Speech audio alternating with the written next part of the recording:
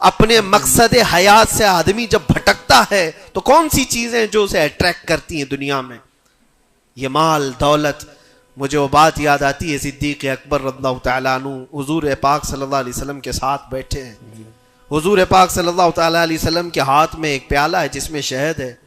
آپ اس کو نوش فرمانا چاہتے ہیں، منہ کے قریب لے گئے، اچانک آپ نے واپس رکھ دیا اور کسی چیز کو دھکا دے کر کے ہٹانے لگے، جیسے کوئی مکھیوں کو بھگاتا ہے، جبکہ نبی پاک صلی اللہ علیہ وسلم کے جسم کے قریب کبھی کوئی مکھی نہیں آتی، لیکن اندیکھی چیز کو آپ ہٹا رہے تھے. پھر تھوڑی دیر کے بعد پیالے کو اٹھایا، پھر تھوڑی دیر منہ کے قریب جاتے ہی واپس رکھ دیا، پھر کسی چیز کو دھکا دے کر نکال رہے تھے. تیسری مرتبہ پیالہ اٹھایا تو صحابہ نے دیکھا آپ کی آنکھوں سے آنسو روا ہیں. حضور پاک صلی اللہ تعالیٰ علیہ وسلم کیا اشک بہ رہے ہیں. تو صحابہ نے پوچھا یہ کیا معاملہ ہے؟ حضور اکرم صلی اللہ تعالیٰ علیہ وسلم فرماتے پہلی بار جب میں نے شہد کا پیالہ اٹھایا تو دنیا میرے پاس سج سنور کر کے آئی، تیار ہو کر آئی اور کہا اے اللہ کے نبی میرا حسن و جمال آپ قبول کر لیں، ہر طرح کے حسینائیں آپ کے قدموں میں لا کر رکھ دوں گی، ہر طرح کا حسن آپ کے قدموں میں لا کر رکھ دوں گی. حضور فرماتے میں نے دھکا دے کر دور کیا کہ مجھے تیرے حسن و جمال کی ضرورت نہیں. دنیا چلی گئی. دوسری بار جب میں نے پیالہ اٹھایا تو دنیا پھر آئی میرے پاس اور پورے زر و جواہرات اور دولت کے انبار لے کر. دنیا نے کہا اے اللہ کے نبی یہ قبول کر لیں، آپ کے قدموں میں سونے کے محلات اور جواہرات سجا دیے جائیں گے. حضور پاک صلی اللہ علیہ وسلم فرماتے میں نے اس کو بھی دھکا دے کر دور کیا. نہ تیرے حسن و جمال کی طرف میں رغبت کروں گا، نہ تیرے دولت و مال کی طرف، مجھے اس کی بھی حاجت نہیں. تیسری بار بہت امپورٹنٹ چیز میں عرض کر رہا ہوں، جو کہنا چاہتا ہوں توجہ سے سنیں. حضور پاک فرماتے تیسری بار دنیا میرے پاس آئی اور کہا اے اللہ کے نبی آپ نے میرے حسن و جمال کو بھی نہیں قبول کیا، دولت و مال کو بھی نہیں قبول کیا، مجھے دھکا دے کر دور کیا، لیکن ایک بات ہے آپ کے بعد آپ کی امت ایسا نہیں کر سکے گی. وہ دولت و مال اور حسن و جمال کی طرف بھاگے گی اور آپ کو چھوڑ دے گی. حضور فرماتے جب میں نے یہ بات سنی تو میرے آنسو نکل آئے. کیا میری امت مجھے چھوڑ کر اس طرح دور ہو جائے گی؟ دل پر ہاتھ رکھ کر کے سوچو ہے مسلمانوں، کیا آج وہ پوزیشن نہیں ہے؟ ہم ان دو چیزوں کے چکر میں اپنے نبی پاک صلی اللہ علیہ وسلم سے کتنی دور بھاگے جا رہے ہیں.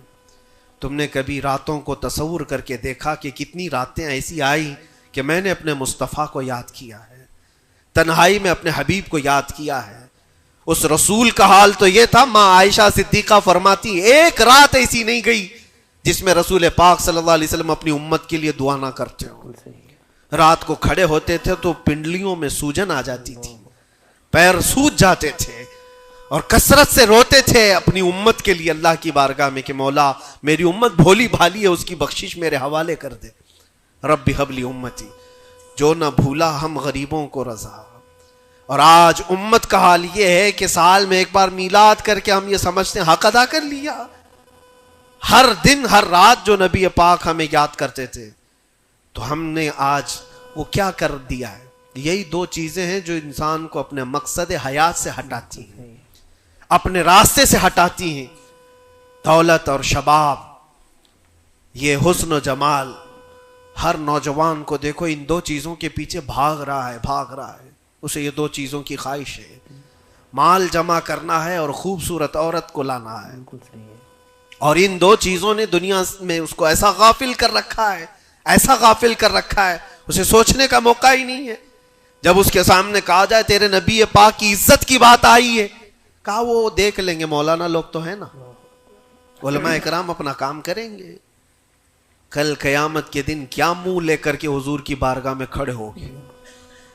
کس منہ سے حضور کی بارگاہ میں کھڑے ہوگے کہ میری سفارش فرما دیں اے اللہ کے نبی؟ کس منہ سے حضور کی بارگاہ میں آئیں گے کہ اے اللہ کے نبی میری شفاعت کر دیں؟ کیا اس بات کا احساس نہیں ستاتا کہ اللہ کے نبی اگر مجھے پوچھیں تو اسی جگہ سے آتا ہے جہاں روز مجھے گالیاں دی جاتی تھی اور تو سن کر کے کباب کھایا کرتا تھا، تو روزانہ اپنی مستیوں میں مست تھا، اٹھو وہ گر نہ حشر نہ ہوگا پھر کبھی، دوڑو کہ زمانہ چھال اپنی چل گیا۔ آج تمہیں میں جگانے آیا ہوں اور بیدار کرنے آیا ہوں۔ زندگی کا مقصد یہ تھا کہ اللہ اور اس کے رسول کو راضی کرو، نہ یہ کہ تم دنیا کو راضی کرنے کے چکر میں اپنے اللہ اور اس کے رسول کو بھول گئے۔ ان نوجوانوں سے میں کہتا ہوں جو رات رات بھر تم اپنے دوستوں کے لیے گزارتے ہو، تم اپنے ماں باپ کو چھوڑ کر کے چلے جاتے ہو، اور ان دوستوں کے چکر میں اپنا مال بھی بہایا، وقت بھی گنوایا، لیکن حاصل کیا ہوا پتہ ہے؟ قرآن میں 19ویں پارے میں اللہ تعالیٰ فرماتا ہے بہت سارے ایسے لوگ ہوں گے جو صرف اس لیے دوزخ میں جا رہے ہوں گے کہ ان کے دوست برے تھے۔ یا ویلتا لیتنی لم اتخذ فلانا خلیلا، وہ پکارے گا اے کاش میں فلاں کو دوست نہیں بنایا ہوتا تو آج دوزخ میں نہیں جا رہا ہوتا۔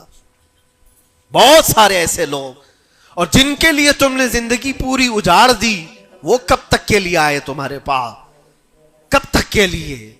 کیا تمہارے جنازے کے کندھا دینے کے بعد ختم ہو گئی بات؟ کون تمہاری قبر میں آتا ہے؟ کون تمہارے قبر کے حالات دیکھتا ہے؟ کون ہے جو حشر میں تمہارے معاملات کی سفارش کرتا ہے؟ ہے کوئی نوجوان دوست تمہارے لیے مددگار؟ نہیں۔ تمہارا دل بھی یہ کہے گا اس قبر کی نئی زندگی میں اگر کوئی آئے گا تو وہ آمنہ کا لال آئے گا۔ نبی پاک صلی اللہ تعالی علیہ وسلم تشریف لائیں گے۔ بزرگان دین نے یہاں تک فرمایا ہے وہ قبر میں میرے آقا صلی اللہ تعالی علیہ وسلم اس حالت میں اور اتنی جلدی آتے ہیں، اور منکر نکیر کے اٹھانے سے پہلے اس سے کہتے ہیں فرشتوں سے آہستہ سے اٹھاؤ، میری محبت میں بڑا تھک کے آیا ہے۔ وہ کس کے لیے ہے؟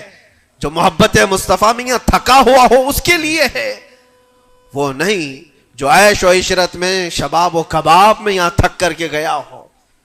وہاں پر بھی بزرگوں نے فرمایا قبر میں حضور پاک صلی اللہ تعالی علیہ وسلم کچھ لوگوں کی، کچھ مومنین کی قبر میں ایسے بھی حالات ہوں گے کہ جب فرشتے اس کو اٹھا کر جھنجھوڑ کر پوچھ رہے ہوں گے بتا ان کے بارے میں کیا کہتا تھا دنیا میں، حضور اپنا چہرہ پھیر لیں گے۔ حضور فرماتے ہیں خبردار میری طرف مت دیکھنا، اس لیے کہ دنیا میں تجھے میرا چہرہ پسند نہیں تھا، جس کو پسند کرتا تھا اس کو آج بلا لے۔ تمہارے پاس کوئی اور آپشن رہ جائے گا قبر میں بلانے کے لیے کسی کو؟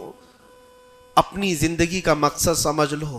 جتنے لوگ ڈائیورٹ کرتے ہیں ادھر ادھر، ان کی طرف توجہ نہ کرو۔ کبھی آپ گاڑی چلا رہے ہو، جو لوگ گاڑی میں بیٹھے ہو ان کو اچھی طرح سے معلوم ہونا چاہیے، اگر یہاں سے نکلیں آپ پونا جانا چاہتے ہیں، تقریباً 150-200 کلومیٹر کا فاصلہ ہے، راستے میں بہت سارے مناظر آتے ہیں، بہت سارے اچھے منظر دیکھنے کو ملتے ہیں، کبھی پہاڑیاں ہیں، کبھی درخت ہیں، کبھی جھیل ہے، کبھی کچھ ہے، کبھی کچھ ہے۔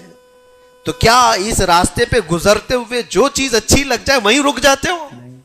تمہیں پتا ہے نہیں مجھے تو پونا پہنچنا ہے 2 گھنٹے کے اندر، میرا راستہ آگے، میری منزل آگے ہے، جتنے درخت آئے خوبصورت دیکھ لیا چل پڑا، پہاڑ آئے دیکھ لیا چل پڑا۔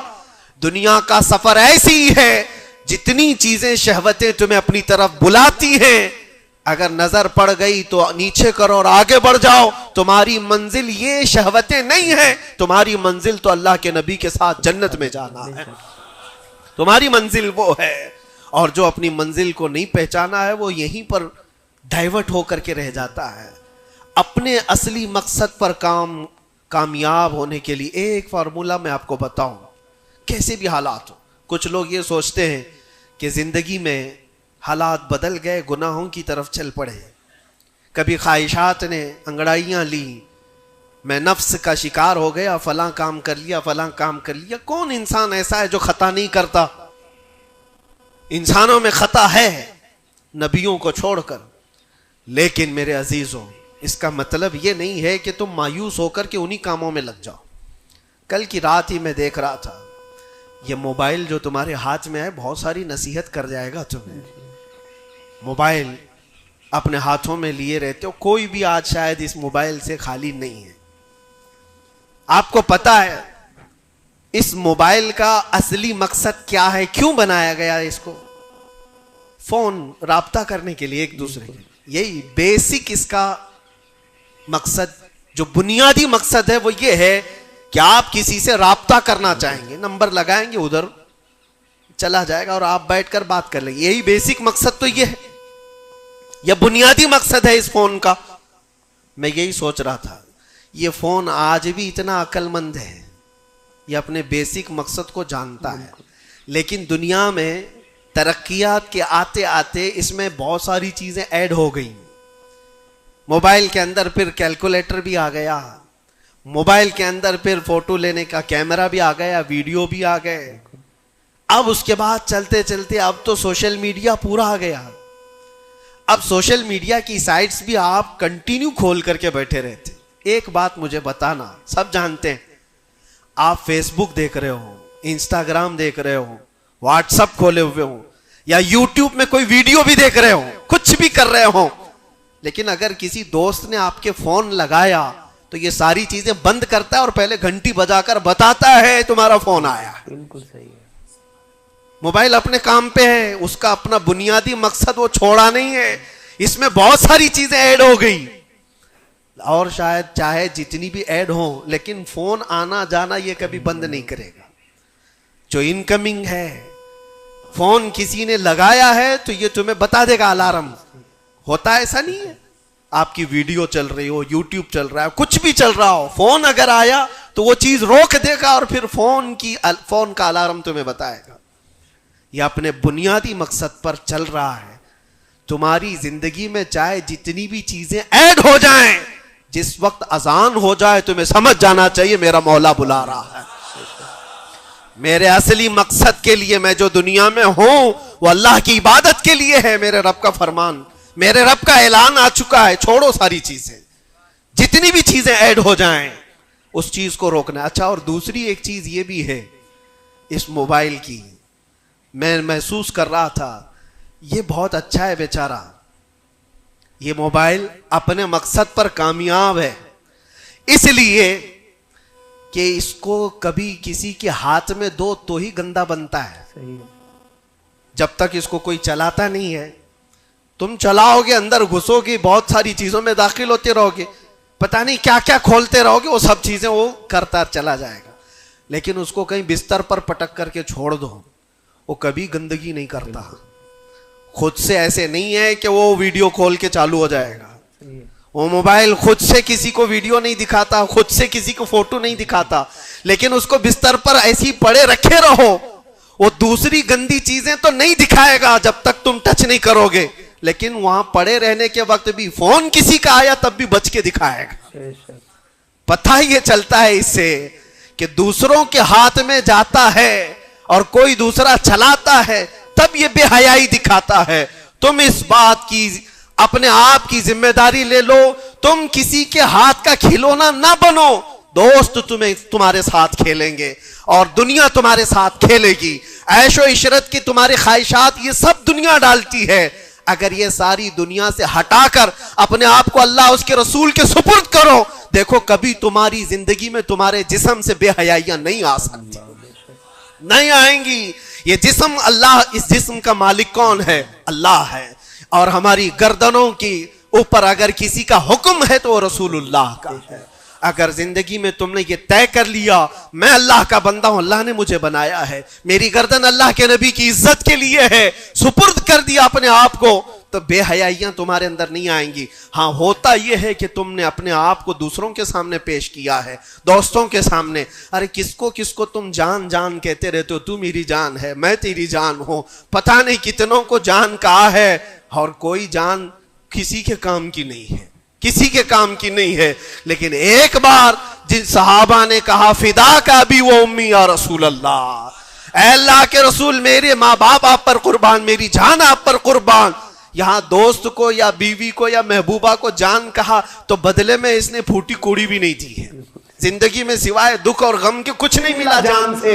لیکن مصطفیٰ کریم کو جس نے یہ کہا میری جان آپ کے حوالے ہے, اللہ کے نبی نے ان کو ذرے سے اٹھا کر کے آسمان کا تارا بنا دیا, ایک عرب نے آدمی کا بول بالا کر دیا, خاک کے ذروں کو ہمدوش سریا کر دیا. خود نہ تھے جو راہ پر اوروں کے ہادی بن گئے, کیا نظر تھی جس نے مردوں کو مسیحا کر دیا. نبی پاک صلی اللہ تعالیٰ علیہ وسلم کے حوالے اپنے آپ کو کر کے تو دیکھو، پھر تمہیں کہاں سے کہاں پہنچایا جائے گا۔ آج دنیا مجھے پہچانتی ہے تو میرے باپ کے نام سے نہیں، عظمت مصطفیٰ کے نام سے پہچانتی ہے، قدم مصطفیٰ کی برکت سے پہچانتی ہے۔ ہم کو اگر کسی نے اٹھایا ہے تو کسی کے باپ نے نہیں، کسی نیتا نے نہیں، میرا تعلق کسی سیاسی پارٹی سے نہیں ہے۔ میری آج عزت کوئی کرتا ہے تو اس لیے نہیں ہے کہ یہ سیاسی کوئی عہدہ رکھتا ہے، صرف اس لیے عزت کی جاتی ہے کہ نبی پاک کی عزت پر بات آتی ہے تو یہ اپنی آواز کو تو اٹھاتا ہے۔ جب تک بکے نہ تھے تو کوئی پوچھتا نہ تھا، یا رسول اللہ تم نے خرید کر ہمیں انمول کر دیا۔ اللہ کریم ہم سب کو اپنے مقصد حیات پر چلنے کی توفیق عطا فرمائے، ہماری زندگی کو با مقصد اور با عمل بنانا ہے۔ اللہ کریم کی بارگاہ میں دعا ہے کہ مولا مرنے سے پہلے وہ دن ہمیں دکھا، آنکھیں بند ہونے سے پہلے ایک بار اس حسین جمال جہاں آرا کی زیارت ہمیں نصیب فرما۔ وآخر دعوانا الحمدللہ رب العالمین۔